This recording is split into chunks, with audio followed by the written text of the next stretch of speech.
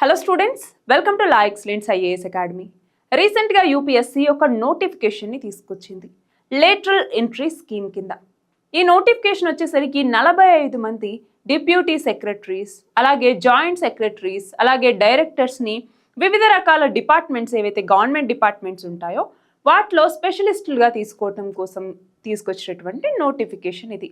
మరి దీనికి చాలా వ్యతిరేకత అన్నటువంటిది వచ్చింది. ఇటు అపోజిషన్ దగ్గర నుంచి కావచ్చు, ఇటు పబ్లిక్ నుంచి కూడా చాలా వ్యతిరేకత వచ్చింది. మరి ఎందుకింత వ్యతిరేకత వచ్చింది? అసలు లేటరల్ ఎంట్రీ స్కీమ్ అంటే ఏంటి? దీనికి కావాల్సినటువంటి ఎలిజిబిలిటీ ఏంటి? అసలు దీనికి ఇంత వ్యతిరేకత ఎందుకు వచ్చింది? దీని యొక్క పాజిటివ్స్ ఏంటి, నెగిటివ్స్ ఏంటి? ఈ 5 విషయాల గురించి ఇవాళ మనం ఈ వీడియోలో తెలుసుకుందాం. First of all, lateral entry అంటున్నాం.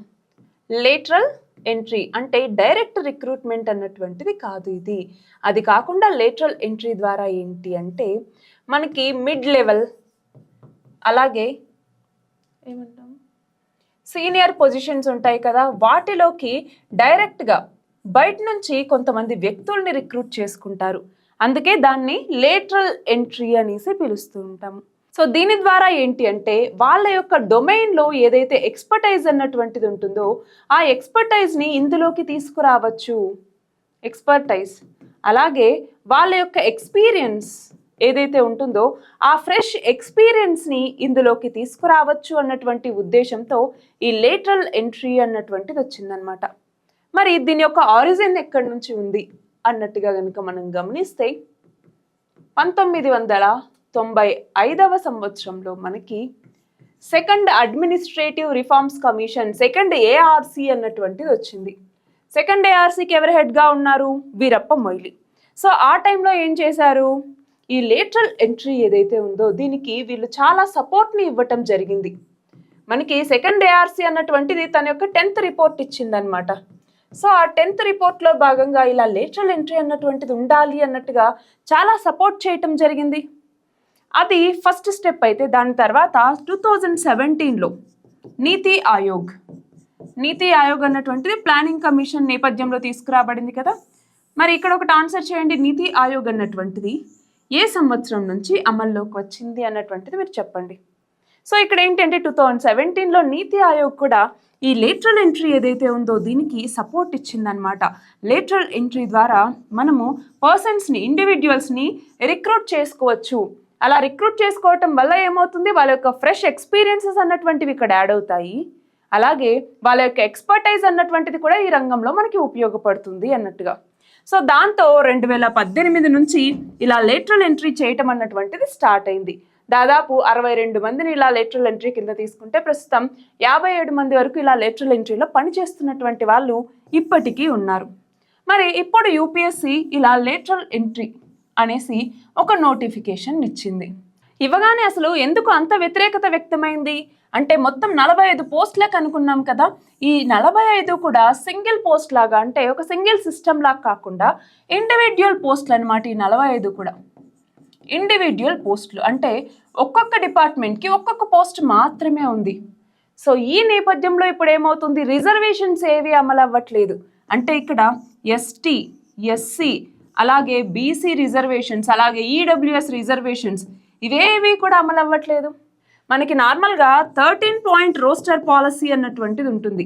ఏంటి 13 పాయింట్ రోస్టర్ పాలసీ? ఈ పాలసీ ఏం చేస్తుంది అంటే ప్రతి 100కి ఎస్సీలు ఎంతమంది ఉన్నారు, ఎస్టీలు ఎంతమంది ఉన్నారు, ఈడబ్ల్యూఎస్ ఎంతమంది ఉన్నారు, వీళ్ళని లెక్కగట్టి ఆ పర్సంటేజ్ని లెక్కగట్టి వాళ్ళకి ఇలా రిజర్వేషన్ అన్నటువంటిది అమలు చేస్తారు. కానీ ఇక్కడ ఏమవుతుంది అంటే ఈ 45 పోస్టులని వాళ్ళు కలిపి ఒక సిస్టమ్ లాగా, అంటే ఒకే రిక్రూట్మెంట్ ద్వారా కాకుండా ఒక్కొక్కటి ఇండివిజువల్ పోస్ట్ లాగా పెట్టడం వల్ల ఏమైంది, ఈ రిజర్వేషన్స్ ఏవైతే ఉన్నాయో ఈ రిజర్వేషన్స్ ఏవి కూడా ఈ పోస్టులకి అమలు అవ్వట్లేదు ఇప్పుడు. దాంతో ఇప్పుడు వ్యతిరేకత ఏం వ్యక్తమవుతుంది, ఎస్పెషల్లీ అపోజిషన్ నుంచి కావాలనే చేస్తున్నారు, రిజర్వేషన్స్ అన్నటువంటివి ఇక్కడ వర్తింపజేయకుండా చేస్తున్నారు, దానివల్ల చాలామంది నష్టపోతున్నారు అన్నటువంటిది అపోజిషన్ వాదన. సో ఏదేమైనప్పటికీ మనకేం తెలియాలి, అసలు ఈ లేటరల్ ఎంట్రీ అంటున్నాం, బాగానే ఉంది. లేటరల్ ఎంట్రీ అసలు ఎందుకు కావాల్సి వచ్చింది, అలాగే దీంట్లో ఉండేటటువంటి సమస్యలు ఏంటి, ఎందుకు కావాలి అన్నటువంటిది మనం చూస్తే ఇక్కడ మనం పాజిటివ్స్ రాసుకుందాం. ఇక్కడేమో నెగిటివ్స్ రాసుకుందాం. సో పాజిటివ్స్ ఏంటి? ఆల్రెడీ ఇందాకే చెప్పాను నేను ఏమని. ఒకటి వచ్చేసరికి వాళ్ళ యొక్క ఎక్స్పీరియన్స్ అన్నటువంటిది ఇక్కడ యాడ్ అవుతుంది. అంతేకాదు వీళ్ళు ప్రైవేట్ ఆర్గనైజేషన్స్ నుంచి, ఎన్జిఓస్ నుంచి, ఇండివిజువల్స్ ఇలా వస్తారు కదా. సో వాళ్ళ యొక్క ఎక్స్పీరియన్సెస్ అన్నీ కూడా ఇప్పుడు ప్రభుత్వ రంగంలో పెట్టడానికి వీలవుతుంది. అంతేకాదు మనకి ప్రభుత్వం అనగానే రెడ్ టేపిజం అంటే అఫీషియల్ డిలే అన్నటువంటిది జరుగుతుంది అన్నటువంటిది మనకి చాలా వరకు మనం నమ్ముతాం, మనకి తెలిసినటువంటి విషయం. సో ఈ రెడ్ టేపిజంని తగ్గించడానికి, అట్లానే గవర్నమెంట్ వర్క్ కల్చర్ ఏదైతే ఉంటుందో ఆ వర్క్ కల్చర్లో చేంజెస్ అన్నటువంటివి తీసుకురావటానికి, అలాగే గవర్నమెంట్ యొక్క ఎఫిషియన్సీని పెంచటానికి, అట్లానే స్కిల్స్ని పెంచటానికి, ఎక్స్పర్టైజ్ని పెంచటానికి, అలాగే ఒక పార్టిసిపేటరీ గవర్నెన్స్ని అంటే గవర్నెన్స్ ప్రాసెస్లో కూడా చేంజెస్ తీసుకురావటానికి, వీటన్నింటికీ కూడా ఈ లేటరల్ ఎంట్రీ అన్నటువంటిది ఎంతగానో ఉపయోగపడుతుంది. మరి ఇన్ని పాజిటివ్స్ ఉన్నాయి, నెగిటివ్స్ కూడా ఉన్నాయి. ఏమేమి నెగిటివ్స్ ఉన్నాయి? ఫర్ ఎగ్జాంపుల్ ఇప్పుడు నేను లేటరల్ ఎంట్రీ ద్వారా వచ్చాను అనుకుందాం.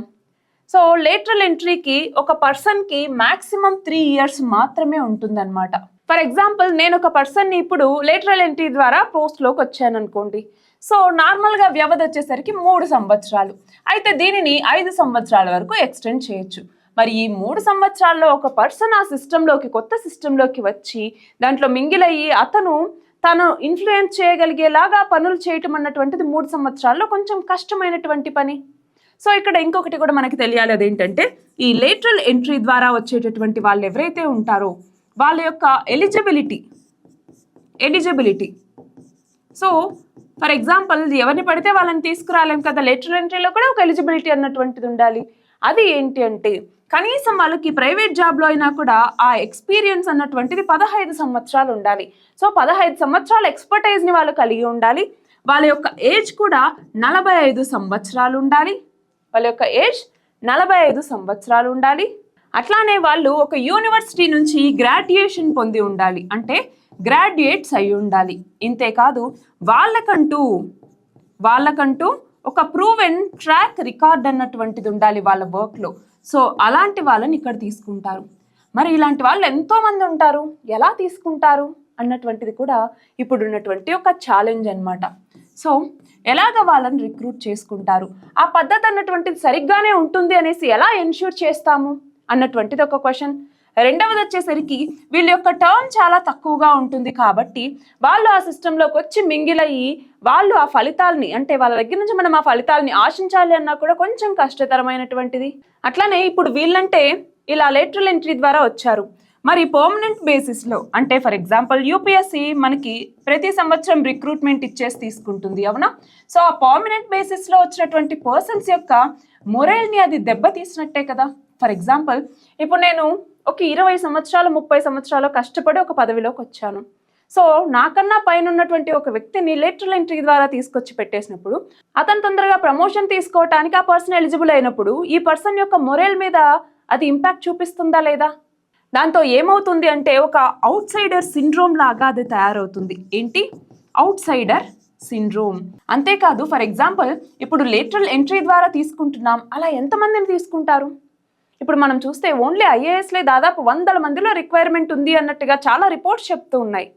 మరి ఇప్పుడు వాళ్ళందరినీ లేటరల్ ఎంట్రీలో తీసుకుంటే ఎఫిషియన్సీ పెరుగుతున్నటువంటిది ఒకటైతే, ఇక్కడ వాళ్ళకి కింద మెరిట్ బేస్డ్గా వచ్చినటువంటి వాళ్ళు ఎవరైతే ఉంటారో ఆ మెరిట్ బేస్డ్గా వచ్చినటువంటి వాళ్ళ యొక్క మొరేల్ అన్నటువంటిది దెబ్బతింటుంది. సో ఇప్పుడు వాళ్ళేంటి ఇంత కష్టపడి చదువుకొని ఇవన్నీ చేయటం బదులు ప్రైవేట్ ఆర్గనైజేషన్లో నేను ప్రొఫిషియన్సీ తెచ్చుకుంటే లేటరల్ ఎంట్రీ ద్వారా నేను వెళ్ళొచ్చు కదా అని ఆలోచించేటటువంటి వాళ్ళు కూడా పెరిగారనుకోండి, అప్పుడు ఏమవుతుంది? ఈ సిస్టమ్ మీద ట్రస్ట్ అన్నటువంటిది పోయే అవకాశం కూడా ఉంటుంది.